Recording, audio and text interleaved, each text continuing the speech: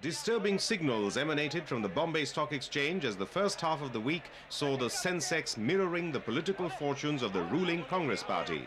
Their humiliating defeats in 3 of the 4 state assembly elections saw the Sensex dipping steadily and sent investors, brokers, businessmen and politicians alike into a tizzy.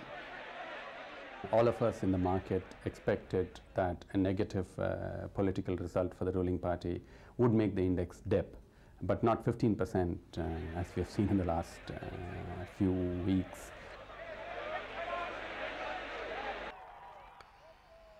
The concern is understandable, especially as some of the tall promises made by state opposition leaders can be met only at the risk of fiscal indiscipline. The newly appointed Chief Minister of Andhra Pradesh, Mr. N.T. Rama Rao, has promised to sell rice at 2 rupees a kg. Political and business circles fear that the success of the Telugu Desam leader may only spur other leaders to try the same brand of populism to fetch votes in the assembly elections in February. This may play havoc with the economy. Any individual who is no entity in politics, if gives a slogan like this, that I will give you rice at 1 rupee a kilo, I'm sure can win the election.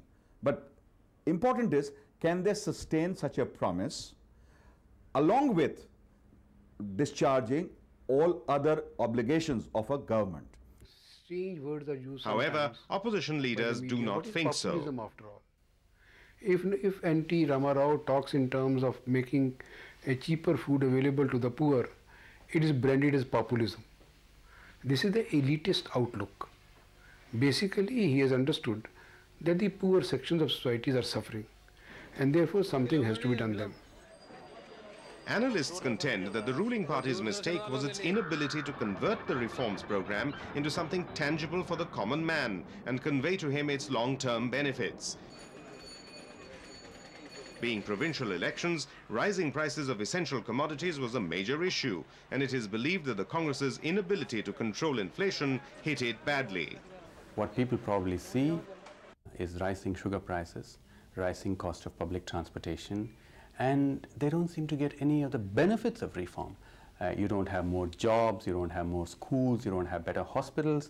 So this is a reflection of the disappointment of the common man at not getting what he thinks he should get out of these reforms. Political analysts, however, believe that the reforms are at such an advanced stage that they cannot be rolled back. The international credit rating agency, Moody's, recently upgraded India's status. A number of international delegations too have been visiting India regularly looking for tie-ups. It has also been boom time for the corporate sector. According to a recent analysis of results of 800 companies, gross profits have grown by over 50% in the first 6 months of financial year 1994-95 compared to the same period last year, while net profits have more than doubled. What gives the government confidence to pursue its liberalization program is the fact that the World Bank has stressed that the Congress rout is not a verdict on reforms. Moreover, none of the opposition leaders have asked for its dumping. The entire country, the intelligentsia of the entire country, the political leadership which also understands the economics is very clear that we don't have any other alternative. We can't become an isolated, majestic India all by itself. We are part of the global economy, and if we are part of global economy, these reforms have to continue. Many states like Maharashtra, Tamil Nadu, Rajasthan, Gujarat and even West Bengal have been inviting non-resident Indians and multinationals, another clear indication that the liberalization process has cut across political barriers. The communist-ruled West Bengal recently announced its industrial policy, which many believe is a step ahead of the economic reforms policies of the centre.